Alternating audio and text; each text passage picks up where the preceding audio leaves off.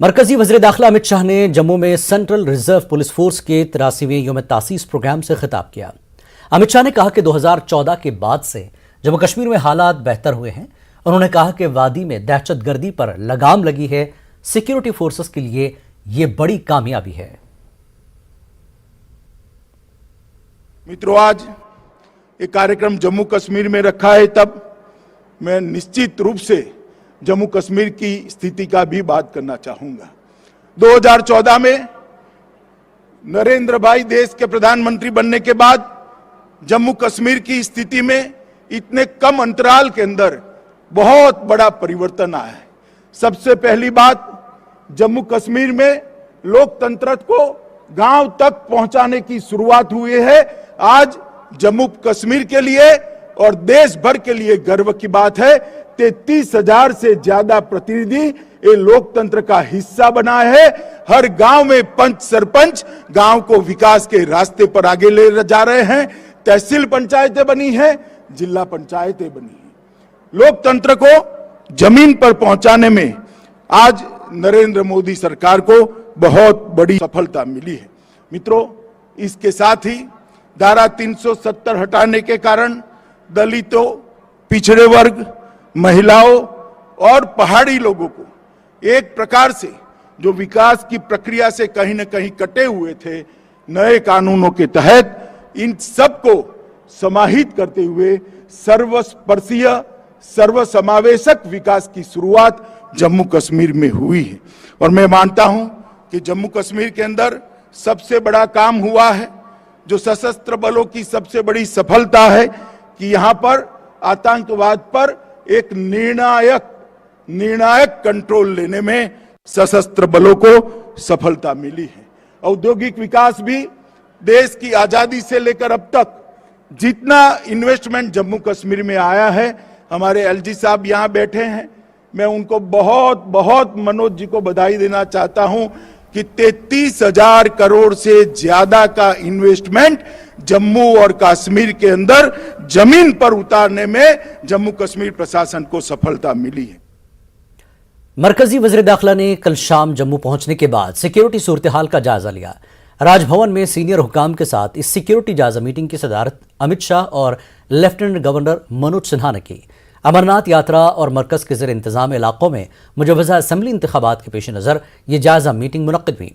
DGP Dilbag Singh के अलावा police और दीगर सिक्योरिटी एजेंसियों के आला हुकाम इस मीटिंग में शरीक रहे। इस दौरान मरकजी वज़ीर दाखिला ने इन सिक्योरिटी ओहदेदारों को हिदायत दी कि वो जम्मू कश्मीर में हिफाजती नेटवर्क को मजीद बेहतर बनाए। अमित शाह ने एलजी इंतजामिया को यकीन दिलाया कि वो जम्मू कश्मीर में मुकम्मल अमन की बहाली को यकीनी बनाने की मिशन में हर तरह की मदद फराहम करने को तैयार है। और आज भी राजभवन में सीनियर सिक्योरिटी हुकाम के साथ अमित शाह ने तबादला ख्याल किया। एलजी मनोज सिन्हा और मरकजी वज़ीर दाखिला की सरबराही में यह मीटिंग हुई। इस दौरान मुख्तलिफ एजेंसियों के मुख्तलिफ सिक्योरिटी उमूर जेर बहस रहे। अमित शाह की आज की जायजा मीटिंग भी काफ़ी अहम मानी जा रही है। और वहीं मरकजी वज़ीर दाखिला अमित शाह ने आज जिला कठुआ का दौरा किया। बिसौली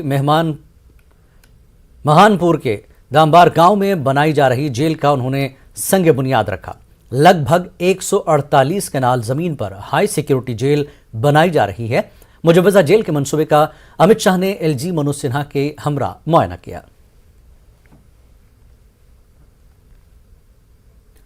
कल शाम अमित शाह ने जम्मू में अपॉइंटमेंट लेटर्स तकसीम किए। इंसानी हमदर्दी की बुनियाद पर तकरीरी के यह हुक्मनामे जम्मू कश्मीर पुलिस के शहीद हो चुके 4 सिक्योरिटी अहलकारों के लवाहिकीन को सौंपे गए। जम्मू कश्मीर में रुनुमा होने वाले मिलिटेंट वाकयात में 4 सिक्योरिटी अहलकारों को अपनी जानें गंवानी पड़ी थी। एलजी मनोज सिन्हा के अलावा मरकजी वजीर जितेंद्र सिंह और डीजीपी दिलबाग सिंह भी इस प्रोग्राम में शरीक थे। अमित शाह ने इस दौरान शहीद सिक्योरिटी अहलकारों के रिश्तेदारों से बातचीत की। उन्होंने कहा कि जम्मू कश्मीर पुलिस के उन बहादुर अहलकारों की शुजात, हिम्मत और अज़्म पर पूरी कौम को फ़ख्र है। यहाँ इस बात का जिक्र ज़रूरी है कि अक्टूबर 2021 में अपने जम्मू कश्मीर दौरे के दौरान मरकजी वज़ीर दाखिला श्रीनगर में शहीद इंस्पेक्टर परवेज़ अहमद डार के घर गए थे। इससे कबल 2019 में उन्होंने शहीद इंस्पेक्टर अरशद खान की बेवा को तकरीरनामा दिया था।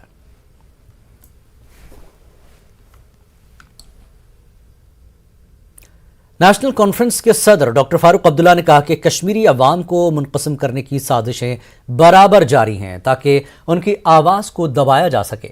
फारूक अब्दुल्ला ने कहा कि मरहूम शेख अब्दुल्ला ने अपनी क़यादत में इस बात की पेशगोई की थी कि वो भी वक्त होगा जब जम्मू कश्मीर की गली गली में नई जमातें और घर घर लीडर बनाए जाएंगे, जिसका मकसद उनकी आवाज़ को बेवजन करना होगा।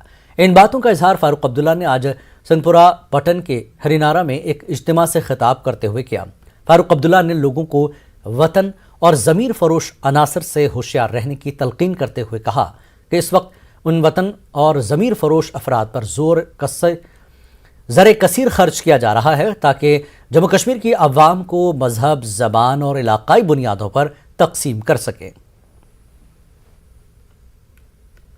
मगर बेल पे यकजहती कर यली बचो यली हेको जिंदा रोजत बे सर काल तुलित खुदा मंद परवरदिगार मुसलमान त्रावन वर अलग अलग कर परवरदिगार तम पाव पत्थर अगर ये ठीक आसे ये क्या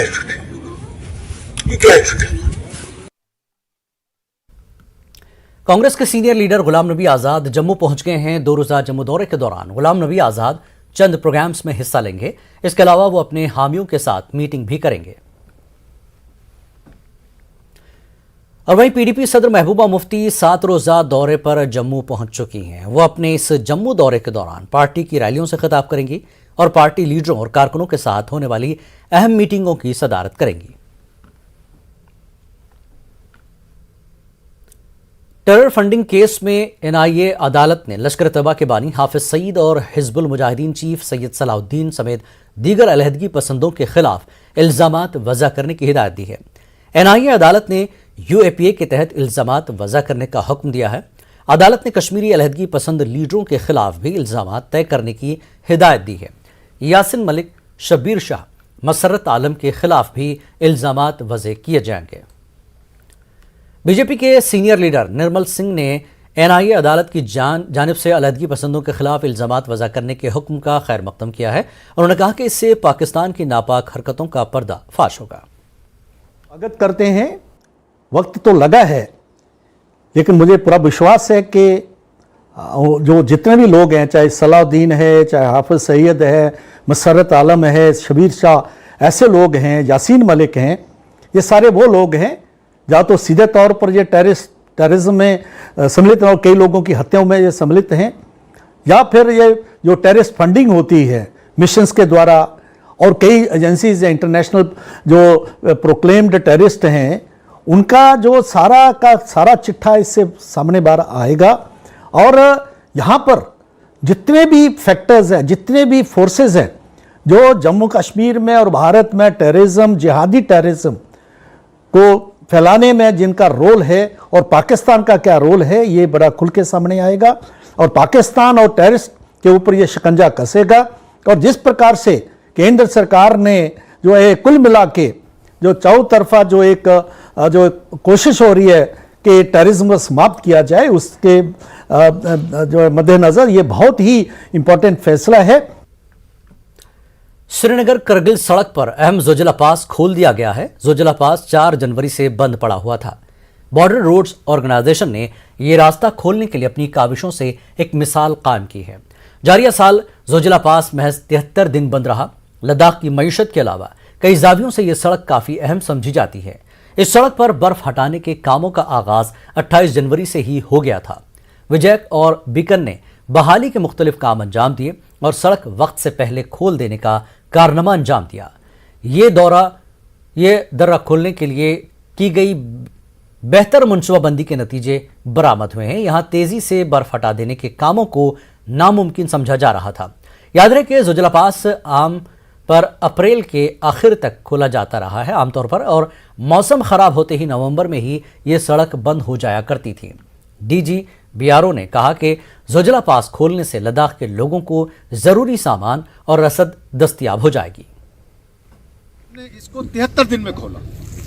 अभी जो आज है 73 दिन ही ये बंद रहा है। 4 जनवरी को हमने इसको खोल के रखा और आज इसको दोबारा से खोल रहे हैं। तो इसका एक बहुत महत्वपूर्ण स्थान है ऐतिहासिक रूप से। इसके क्या हमारे फ़ायदे होने उससे पहले मैं आपको ये बताना चाहूँगा कि केवल ये रिकॉर्ड नहीं है, ये एक हमारी जो मानसिकता थी, जो हम सोचते थे कि भाई ये 6 महीने तो बंद ही रहेगा और 6 महीने से पहले नहीं खुल सकता, कभी कभी हम 5 महीने में भी खोल देते थे, लेकिन उसको हम तोड़ना चाहते थे। कश्मीर में इस साल आग की कई बड़ी वारदातें रूनुमा हुई, जिनमें करोड़ों रुपए मालियत का नुकसान हुआ। आग की वारदात से निपटने में सबसे बड़ी वजह बिल्डिंग कोड की खिलाफ वर्जी बताई जा रही है। पेश है श्रीनगर से ये रिपोर्ट।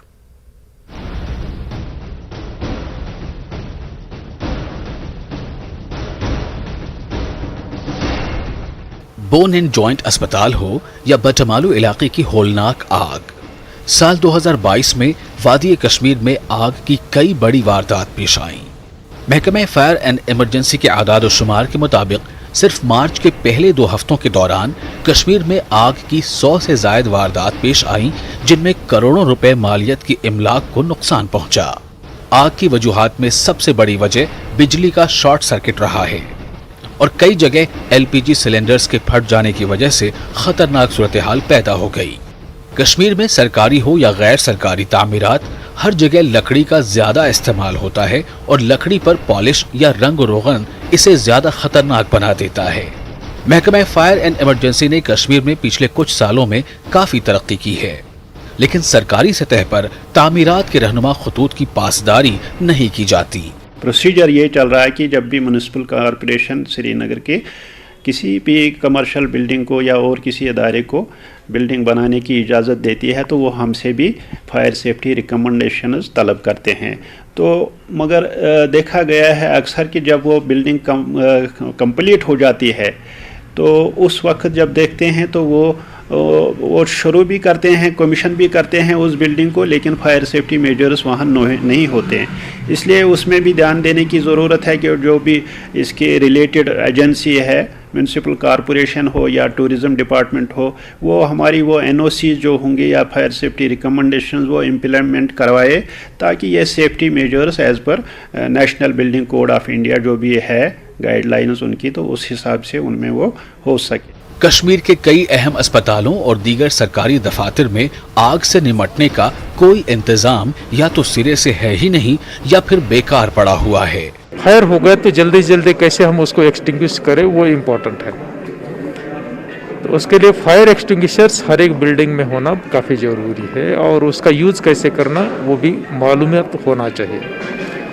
प्रयास करेंगे कि जो हमारी पब्लिक बिल्डिंग्स है, हॉस्पिटल्स है या दूसरे बिल्डिंग्स है, उनमें फायर एक्सटिंग्विशर्स रखें और वहाँ का स्टाफ उसको यूज भी करे। आग लगने पर इसको बुझाने में फायर सर्विसेज को गंजान बस्तियों में तंग गलियों का सामना है, जहाँ कई बस्तियों तक गाड़ियों की रसाई मुमकिन नहीं और इसके बाद आग बुझाने के लिए पानी का वसीला मौजूद नहीं।